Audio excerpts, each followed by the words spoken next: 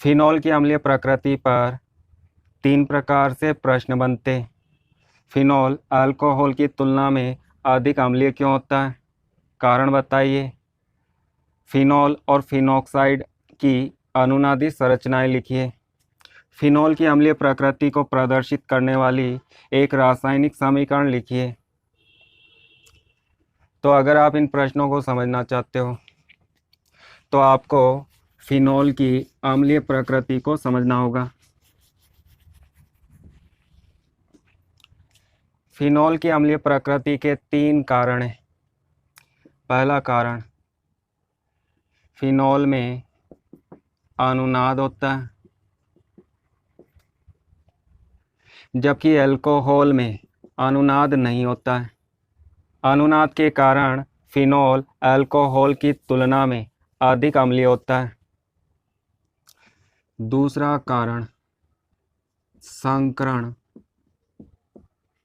और तीसरा कारण,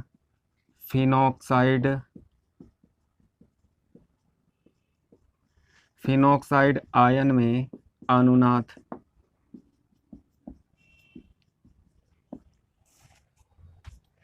ये 3 कारण हैं जिससे फिनॉल अल्कोहल की तुलना में अधिक अम्लीय होता है।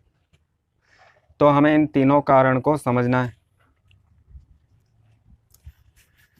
सबसे पहला कारण, फिनॉल में अनुनाद।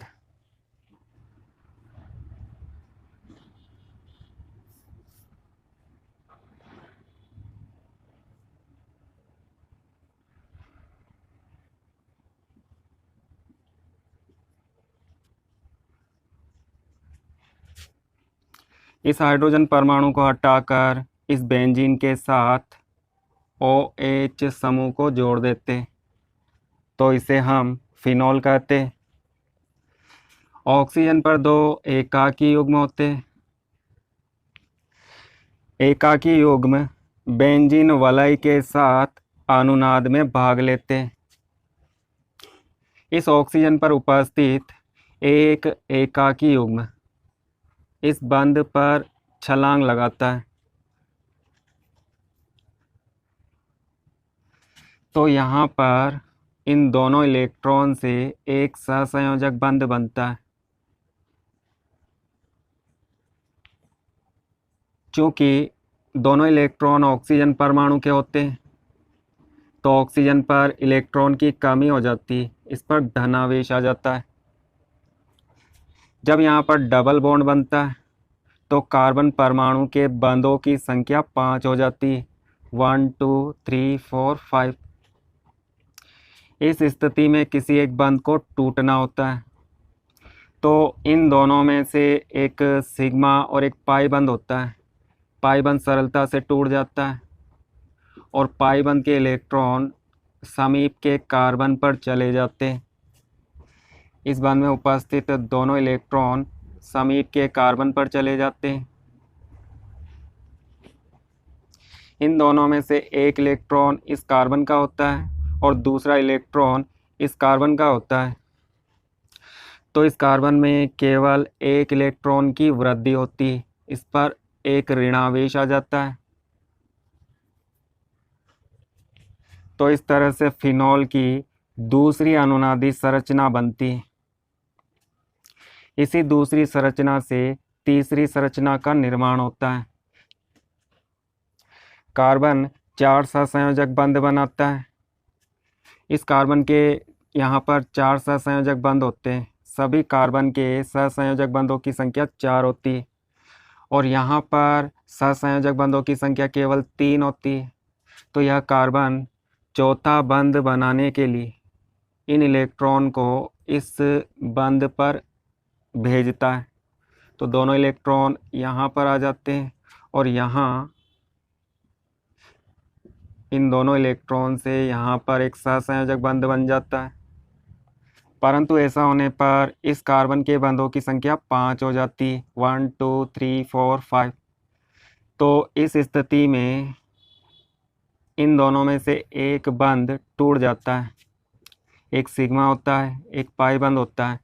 पाई बंध दुर्बल होता है तो पाई बंध के दोनों इलेक्ट्रॉन इस कार्बन पर चले जाते हैं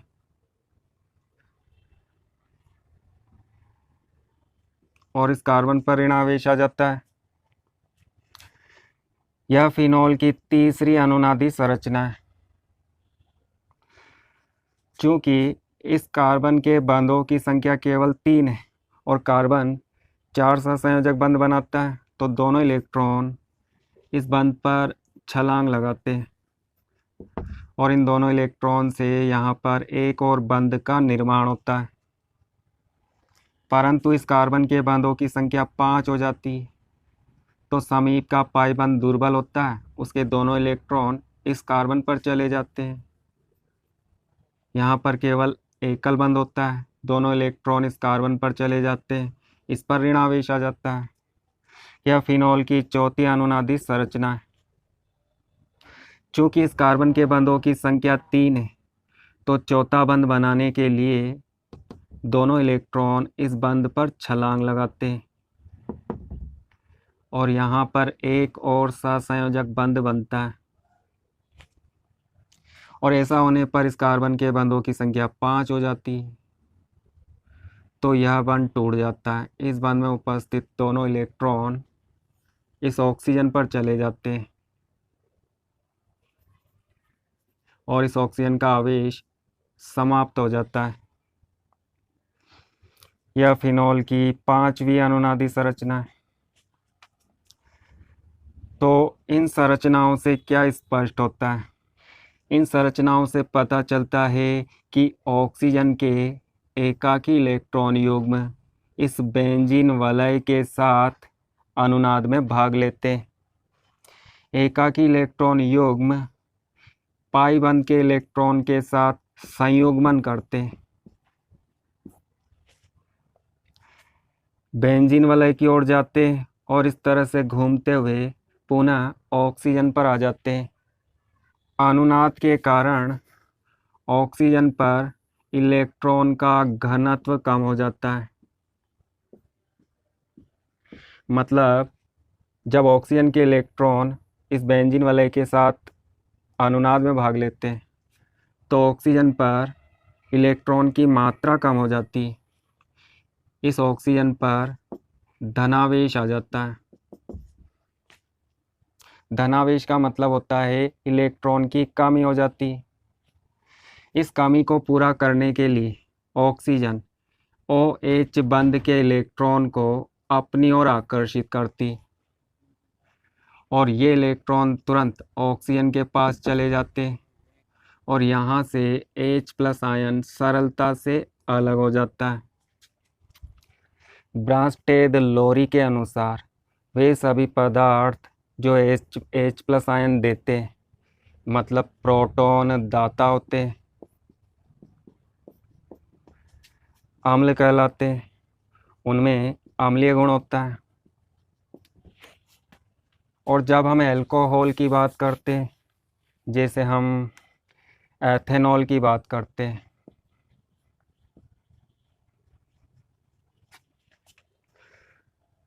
तो एथेनॉल में कोई अनुनाद नहीं होता है। अनुनाद में पाई बंध के इलेक्ट्रॉन का विस्थानीकरण होता है या पाई इलेक्ट्रॉन का विस्थापन होता है। पाई बंध के इलेक्ट्रॉन इस तरह से घूमते हैं और अल्कोहल में अनुनाद नहीं होता है, क्योंकि इसमें अनुनाद की कंडीशन नहीं होती। अनुनाद कब होता है? जब एक डबल बॉन्ड, एक सिंगल बॉन्ड होता है और फिर एक डबल बॉन्ड होता है, तो इस तरह की संरचना होती है। मतलब डबल बॉन्ड एकांतर क्रम में होते हैं तो अनुनाद होता है, या डबल बॉन्ड, सिंगल बॉन्ड और एकाकी युग्म। डबल बॉन्ड और एकाकी युग्म एकांतर क्रम में होते हैं तो अनुनाद होता है। डबल बॉन्ड, सिंगल बॉन्ड, एकाकी युग्म एकांतर क्रम में होते हैं। एकांतर का मतलब एक बंध को छोड़कर। एक डबल बॉन्ड होता है तो इस बंध को छोड़कर उसके बाद एकाकी युग्म होता है, तो इस क्रम को एकांतर क्रम कहा जाता है। और अल्कोहल में केवल एकाकी युग्म होते हैं, इसमें कोई डबल बॉन्ड नहीं होता है, तो इसमें अनुनाद नहीं होता है। अनुनाद नहीं होने के कारण फिनॉल की तुलना में इस ऑक्सीजन पर इलेक्ट्रॉन घनत्व अधिक होता है। मतलब ऑक्सीजन के पास इलेक्ट्रॉन की मात्रा अधिक होती है, तो ऑक्सीजन OH बंध के इलेक्ट्रॉन को अपनी ओर कम आकर्षित करती।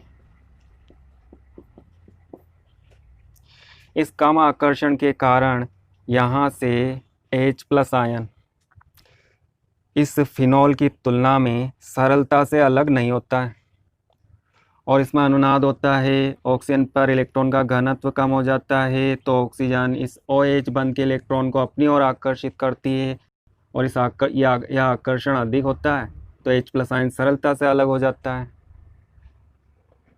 जब दोनों की तुलना करते हैं तो फिनॉल सरलता से H+ आयन देता है और अल्कोहल कठिनाई से H+ आयन देता है। यह अधिक मात्रा में H+ आयन देगा और यह कम मात्रा में H+ आयन देगा, तो यह अधिक अम्लीय होगा और यह कम अम्लीय होगा। फिनॉल की पांचों अनुनादी संरचनाओं को आप इस चित्र में देख सकते हो, एक साथ इस तरह से प्रदर्शित करते हैं। दूसरा कारण संकरण। जब हम फिनॉल और अल्कोहल की अम्लीयता की तुलना करते हैं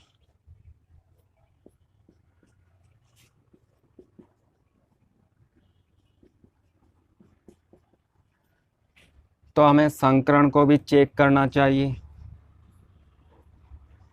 ऑक्सीजन इस कार्बन के साथ जुड़ी होती है और यह कार्बन 3 सिग्मा बंध बनाता है और एक पाई बंध बनाता है। इस बेंजीन वलय के सभी कार्बन 3 सिग्मा बंध बनाते हैं और एक पाई बंध बनाते हैं। वह कार्बन जो 4 सिग्मा बंध बनाता है उसका संकरण sp3 संकरण होता है। वह कार्बन जो 3 सिग्मा बंध बनाता है उसका संकरण sp2 संकरण होता है और वह कार्बन जो 2 सिग्मा बंध बनाता है उसका संकरण sp संकरण होता है। तो फिनॉल में इस कार्बन का संकरण क्या होगा? यहाँ पर सिग्मा बंधों की संख्या 3 होती है, तो इस कार्बन का संकरण sp2 संकरण होता है। यह कार्बन sp2 संकरित होता है। अल्कोहल की बात करते हैं। ऑक्सीजन इस कार्बन के साथ जुड़ी होती है और यह कार्बन 4 सिग्मा बंध बनाता है, तो इस कार्बन का संकरण क्या होगा? sp3। इस कार्बन का संकरण sp3 है। sp2 और sp3 संकरण में क्या अंतर होता है? बहुत अधिक अंतर होता है। sp संकरण में एक S और एक P कक्षक भाग लेता है, मतलब 2 कक्षक भाग लेते हैं। कुल कक्षक की संख्या 2 होती है और इन दोनों में S कक्षक की संख्या 1 होती है। इसे हम 100 से मल्टीप्लाई करते हैं तो हमें पता चल जाता है कि S कक्षक का प्रतिशत कितना है। वह कार्बन जिसका संकरण sp संकरण होता है उस कार्बन में 50% S गुण होते हैं और वह कार्बन जिसका संकरण sp2 होता है उसमें एक S कक्षक और 2 P कक्षक भाग लेते हैं, मतलब कुल 3 कक्षक भाग लेते हैं। तीनों में S कक्षक की संख्या 1 होती है। 100 से मल्टीप्लाई करते हैं तो 33.33% S गुण होते हैं। उस कार्बन में 33.33% S गुण होते हैं जिसका संकरण sp2 संकरण होता है और वह कार्बन जिसका संकरण sp3 होता है उसमें S गुणों का प्रतिशत कितना होता है? इसमें एक S कक्षक और 3 P कक्षक भाग लेते हैं, कुल 4 कक्षक भाग लेते हैं। S कक्षक की संख्या 1 होती है। 100 से मल्टीप्लाई करते हैं तो S गुणों का प्रतिशत 25% होता है। वह कार्बन जिसमें S गुणों का प्रतिशत अधिक होता है उस कार्बन की विद्युत ऋणता अधिक होती है, मतलब इलेक्ट्रॉन को आकर्षित करने की क्षमता अधिक होती है। इस कार्बन की विद्युत ऋणता सबसे अधिक होती है और इस कार्बन की विद्युत ऋणता सबसे कम होती है। यहाँ पर हम केवल 2 संकरण की बात करते हैं। sp2 और sp3। और इस कार्बन के पास केवल 33.33% एस गुण होते हैं। इस कार्बन के पास 25% एस गुण होते हैं। चूँकि इस कार्बन में एस गुणों का प्रतिशत अधिक होता है तो इस कार्बन की विद्युत ऋणता अधिक होती है। विद्युत ऋणता अधिक होने से क्या होता है? बहुत कुछ होता है।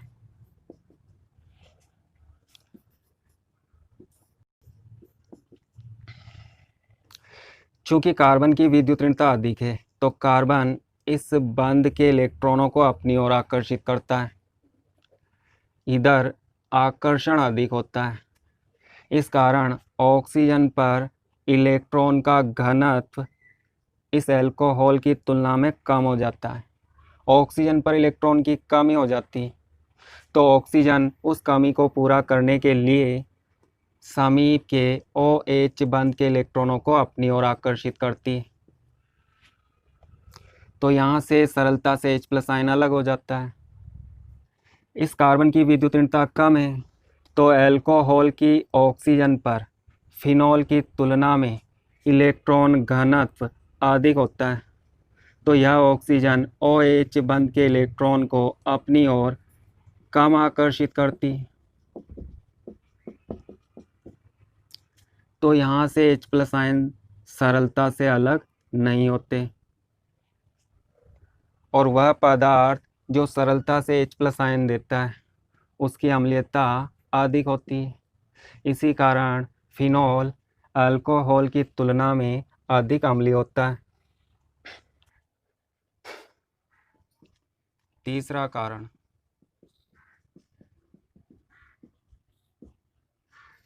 फिनॉक्साइड आयन में अनुनाद।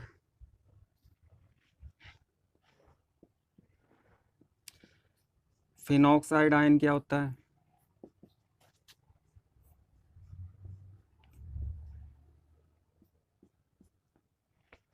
जब फिनॉल का OH बंध टूटता है तो बंध के दोनों इलेक्ट्रॉन इस ऑक्सीजन के पास चले जाते हैं। इन दोनों में से एक इलेक्ट्रॉन हाइड्रोजन का होता है और एक इलेक्ट्रॉन और दूसरा इलेक्ट्रॉन ऑक्सीजन का होता है। तो ऑक्सीजन पर केवल एक इलेक्ट्रॉन की वृद्धि होती है, इस पर ऋणावेश आ जाता है। और हाइड्रोजन में एक इलेक्ट्रॉन की कमी हो जाती है, इस पर धनावेश आ जाता है। H+ आयन अलग हो जाता है।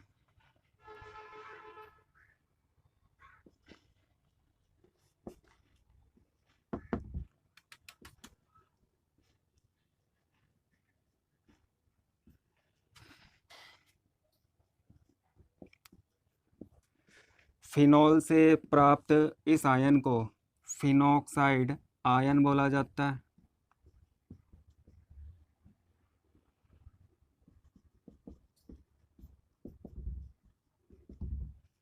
फिनॉल में अनुनाद होता है, फिनॉक्साइड आयन में भी अनुनाद होता है क्योंकि यहाँ पर एकाकी युग्म और इस बंध को छोड़कर डबल बॉन्ड ये दोनों एकांतर क्रम में होते हैं। तो फिनॉल और फिनॉक्साइड दोनों में अनुनाद होता है। अनुनाद के कारण यौगिक अधिक स्थायी होता है। जब फिनॉल और फिनॉक्साइड के स्थायित्व की बात करते हैं तो फिनॉक्साइड आयन फिनॉल की तुलना में अधिक स्थायी होता है। इसके अधिक स्थायी होने का कारण क्या है? फिनॉल में जब ऑक्सीजन के इलेक्ट्रॉन युग्म इस बेंजीन वलय के साथ अनुनाद में भाग लेते हैं तो हमने क्या देखा? ऑक्सीजन पर धनावेश आ जाता है और इस बेंजीन वलय के इस ऑर्थो कार्बन, इस पैरा कार्बन और इस ऑर्थो कार्बन पर ऋणावेश आ जाता है। फिनॉल में दो प्रकार का आवेश उत्पन्न होता है, धनावेश और ऋणावेश। इसे हम आवेश का पृथक्करण कहते हैं।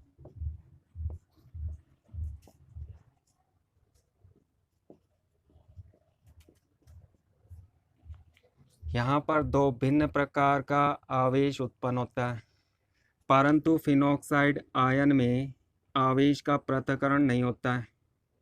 इसमें दो भिन्न प्रकार का आवेश उत्पन्न नहीं होता है। इस कारण फिनॉक्साइड आयन का स्थायित्व फिनॉल की तुलना में अधिक होता है और इसके अधिक स्थायी होने के कारण फिनॉल का OH बंध सरलता से टूट जाता है और फिनॉल तुरंत फिनॉक्साइड आयन बनाता है। H+ अलग हो जाता है। चूँकि यह अधिक स्थायी है तो यह तुरंत बन जाता है। और जब अल्कोहल की बात करते हैं, OH बंध टूटता है तो अल्कोहल अल्कोक्साइड आयन बनाता है।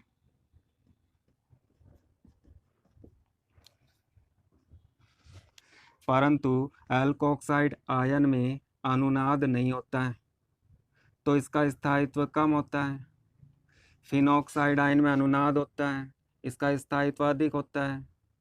इसका स्थायित्व इस फिनॉल से भी अधिक होता है तो यह तुरंत बनता है और अल्कोक्साइड आयन सरलता से नहीं बनता है। यहाँ पर ऐसा भी हो सकता है H+ आयन इस ऑक्सीजन के साथ जुड़कर पुनः अल्कोहल बना सकता है क्योंकि इसका स्थायित्व कम है। परंतु यहाँ पर ऐसा नहीं होता है। H+ आयन इस ऑक्सीजन के साथ जुड़कर पुनः फिनॉल नहीं बनाता है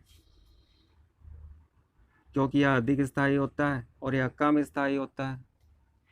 फिनॉक्साइड आयन में आवेश का पृथक्करण नहीं होता है तो इसे हम समझने के लिए इसकी अनुनादी संरचनाओं को देखते हैं।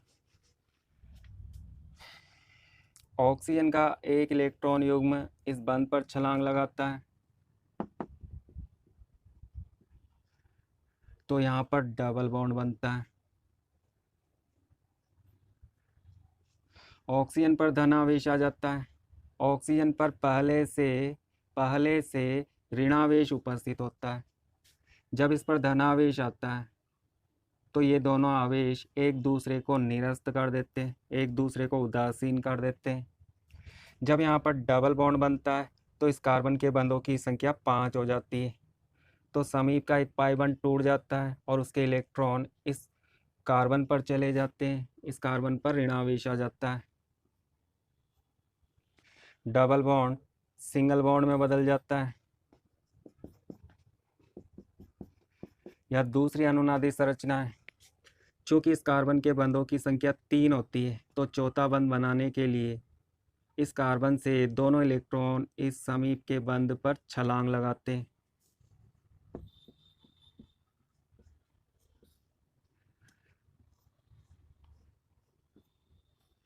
तो यहाँ पर डबल बॉन्ड बनता है।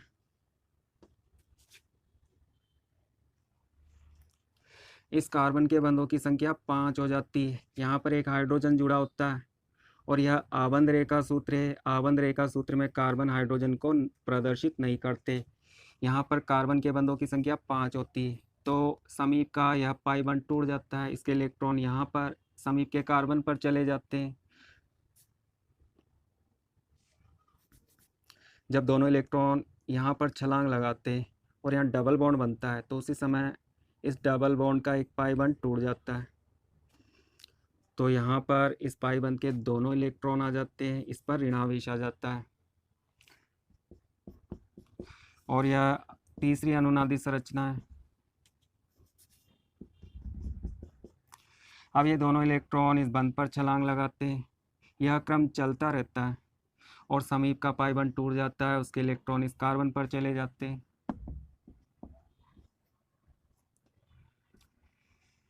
यहाँ पर डबल बॉन्ड बनता है और इस बंध के दोनों इलेक्ट्रॉन इस कार्बन पर चले जाते हैं। यह चौथी अनुनादी संरचना है। ये दोनों इलेक्ट्रॉन समीप के इस बंध पर छलांग लगाते हैं और उसी समय इन दोनों में से एक बंध टूट जाता है। मतलब पाई बंध के दोनों इलेक्ट्रॉन इस ऑक्सीजन पर चले जाते हैं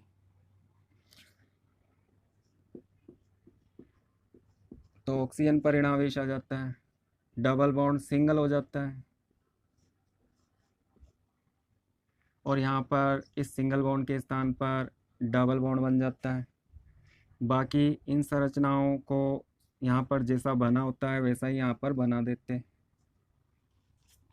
तो फिनॉक्साइड आयन में इस तरह से अनुनाद होता है और इन अनुनादी संरचनाओं को ध्यान से देखो। सभी अनुनादी संरचनाओं में केवल ऋणावेश होता है, धनावेश नहीं होता है, केवल ऋणावेश होता है। तो इसका मतलब है कि फिनॉक्साइड आयन में आवेश का पृथक्करण नहीं होता है। इस कारण फिनॉक्साइड आयन अधिक स्थायी होता है। तो ये 3 कारण थे जिनसे हमें पता चलता है कि फिनॉल अल्कोहल की तुलना में अधिक अम्लीय होता है। फिनॉल की अम्लीय प्रकृति को प्रदर्शित करने वाली कुछ रासायनिक समीकरण को देखते हैं। फिनॉल में अम्लीय गुण होते हैं। इसकी अभिक्रिया धातुओं के साथ करते हैं, सोडियम धातु, पोटेशियम धातु, एल्युमिनियम धातु। ये धातुएं सक्रिय धातुएं होती हैं, इनकी क्रियाशीलता अधिक होती है और इन धातुओं में क्षारीय गुण होते हैं। यह तो आपको पता होगा कि अम्ल धातु के साथ क्रिया करके क्या बनाता है। अम्ल धातु के साथ क्रिया करके लवण बनाता है और साथ में हाइड्रोजन गैस बाहर निकलती है। अगर फिनॉल में अम्लीय गुण होते हैं तो यह इन धातुओं के साथ क्रिया करेगी, लवण बनाएगी और साथ में हाइड्रोजन गैस बाहर निकलेगी। चलो इस सोडियम के साथ फिनॉल की अभिक्रिया को समझते हैं। सोडियम इस हाइड्रोजन को हटा देता है और ऑक्सीजन के साथ जुड़ जाता है। सोडियम फिनॉक्साइड बनाता है, सोडियम और इस आयन का नाम फिनॉक्साइड होता है। तो सोडियम फिनॉक्साइड बनता है और यह एक लवण होता है। हाइड्रोजन बाहर निकल जाता है, हाइड्रोजन हाइड्रोजन गैस के रूप में बाहर निकल जाता है। अभिक्रिया को संतुलित करते हैं। चूँकि वहाँ पर हाइड्रोजन परमाणुओं की संख्या 2 होती है तो यहाँ पर फिनॉल के 2 अणु भाग लेते हैं। एक अणु से एक हाइड्रोजन अलग होता है, दूसरे अणु से दूसरा हाइड्रोजन अलग होता है और दोनों हाइड्रोजन आपस में जुड़कर हाइड्रोजन गैस के रूप में बाहर निकल जाते हैं। प्राप्त सोडियम फिनॉक्साइड के अणुओं की संख्या 2 होती है तो सोडियम की संख्या भी 2 होगी। यह अभिक्रिया फिनॉल की अम्लीय प्रकृति को प्रदर्शित करती। अगर फिनॉल में अम्लीय गुण होते हैं तो फिनॉल क्षार के साथ क्रिया कर सकती। तो फिनॉल की अभिक्रिया सोडियम हाइड्रोक्साइड के जलीय विलयन के साथ करते हैं और यह प्रबल क्षार है। फिनॉल में अम्लीय गुण है। फिनॉल H+ आयन देता है। सोडियम हाइड्रोक्साइड इस क्षार को जल में मिलाकर विलयन बनाते हैं तो क्षार जल में घुलकर कौन से आयन देता है, OH-। ये दोनों आयन आपस में जुड़कर क्या बनाते हैं, जल। Plus minus, minus plus. तो आपको क्या करना है, माइनस के साथ प्लस को जोड़ना है। सोडियम का धन आयन इस ऋणावेशित ऑक्सीजन से जुड़ जाता है और लवण बनाता है। सोडियम फिनॉक्साइड लवण बनाता है। H+ आयन OH- के साथ जुड़कर जल का अणु बनाता है, लवण प्लस जल। जब अम्ल की अभिक्रिया क्षार के साथ होती है तो लवण और जल बनता है। तो यह अभिक्रिया फिनॉल की अम्लीय प्रकृति को प्रदर्शित करती है। अगर फिनॉल में अम्लीय गुण नहीं होते तो लवण और जल नहीं बनता। फिनॉल की अभिक्रिया ग्रिग्नार अभिकर्मक के साथ करते हैं तो एल्केन बनता है। ग्रिग्नार अभिकर्मक एल्किल मैग्नीशियम हैलाइड, और इसके बारे में हमने पिछले वीडियो में समझा था। ग्रिग्नार अभिकर्मक किसी भी अभिक्रिया में आपको नज़र आता है तो आपको क्या करना है, कार्बन और धातु के बीच के इस सहसंयोजक बंध को तोड़ना है। धातु धनावेशित होगी और यहाँ पर कार्बन होता है तो वह ऋणावेशित होगा। इस फिनॉल की ऑक्सीजन पर ऋणावेश और हाइड्रोजन पर धनावेश होगा। फिर ऑक्सीजन की विद्युतीयता अधिक है तो बंध के इलेक्ट्रॉन इधर खिसक जाते हैं। तो यह बंध टूट जाता है। ऋणावेशित ऑक्सीजन के साथ धनावेशित मैग्नीशियम को जोड़ देते हैं।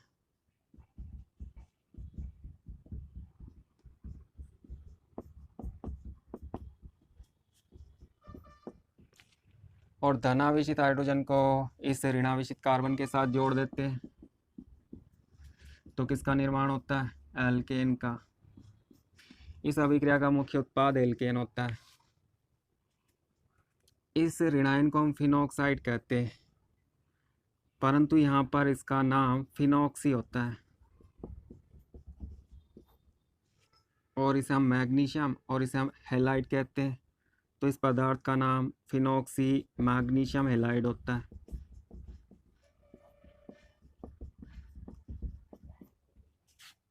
क्योंकि इस अभिक्रिया में फिनॉल का OH बंध टूटता है और यहाँ से H+ अलग हो जाता है, तो यह अभिक्रिया फिनॉल की अम्लीय प्रकृति को प्रदर्शित करती है। तो उम्मीद करता हूँ आपको फिनॉल की अम्लीय प्रकृति समझ में आ गई होगी। फिर भी यदि कोई डाउट हो तो आप कमेंट करके पूछ